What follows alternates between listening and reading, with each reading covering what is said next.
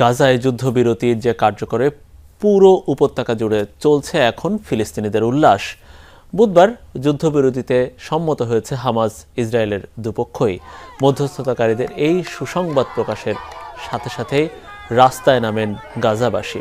খান ইউনিস সহ পুরো গাজায় চলছে উল্লাসিত জনতার উৎসব। দেয়া হচ্ছে বিভিন্ন স্লোগান, নেচে গেয়ে দিনটি উপভোগ করছে শিশুরাও, পোড়ানো হচ্ছে আতশবাজিও।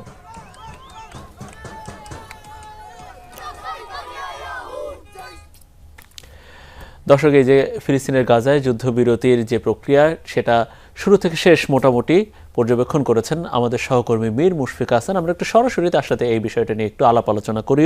যদিও ৪৭,০০০ মানুষ মারা গেল ইতিমধ্যে মুশফিক, তারপরেও যে আসলে যুদ্ধবিরতি এখন বলা হচ্ছে, কি কি থাকছে আসলে শর্তে এবং কোন কোন বিষয় এদিক দিয়ে গুরুত্ব পাচ্ছে বা কোন কোন ইস্যুগুলো? মনির, গাজা এখন সময় রাত ৯টার কিছু বেশি। তো বলা যায় নিঃসন্দেহে গেল ১.৫ বছরের মধ্যে সবচেয়ে নিশ্চিন্ত রাতটা পার করতে চলেছেন গাজার সাধারণ মানুষ। দেখেছেন আপনারা এরই মধ্যে উল্লাসে সেখানকার মানুষ পথে নেমেছেন।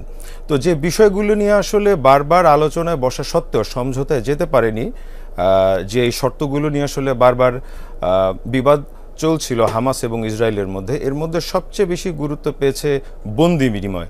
তো দুপক্ষই আসলে দুই পক্ষের বন্দি যারা আছে তাদের মুক্তির বিষয়ে রাজি হয়েছে।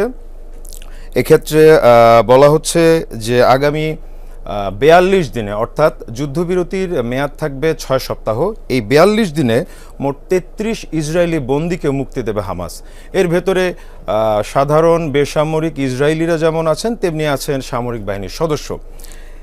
এর বিপরীতে কিন্তু বেশ বড় অংশের ফিলিস্তিনিদেরকে মুক্তি দেবে ইসরায়েল, যারা ইসরায়েলি কারাগারে বন্দী আছেন। এই সংখ্যা প্রায় ১,০০০।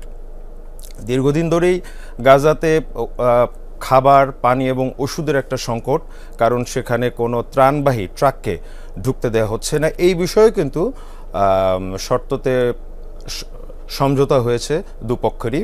বলা হচ্ছে প্রতিদিন গাজায় ত্রাণ নিয়ে ঢুকতে পারবে প্রায় ৬০০ ট্রাক। এটা আসলে গাজাবাসীদের জন্য অনেক বড় একটা স্বস্তির বিষয়। এবং আর একটা বিষয় এখানে সবশেষ যেটা উল্লেখ করা হয়েছে, যে অস্থায়ী এবং স্থায়ীভাবে গাজার এবং গাজার আশেপাশের যে এলাকাগুলোতে ইসরায়েলি যে সেনা ক্যাম্প আছে বা ইসরায়েলি অবস্থান আছে, সেখান থেকে ধীরে ধীরে ইসরায়েলি সেনাদেরকে সরিয়ে নেওয়া হবে। তো এখন পর্যন্ত যে শর্তগুলো আমরা পেয়েছি এই ছিল। বলা হচ্ছে আরও কিছু শর্ত ধীরে ধীরে উল্লেখ করা হবে। রোববার থেকে এই পুরো চুক্তিটি কার্যকর হওয়ার সম্ভাবনা আছে। মনির, অনেক অনেক ধন্যবাদ আপনাকে মীর মুশফিক। নিশ্চয়ই আপনাদের মাধ্যমে দর্শকদের আমরা সেটা আগামীকাল বা বৃহস্পতিবার আমরা জানাতে পারবো।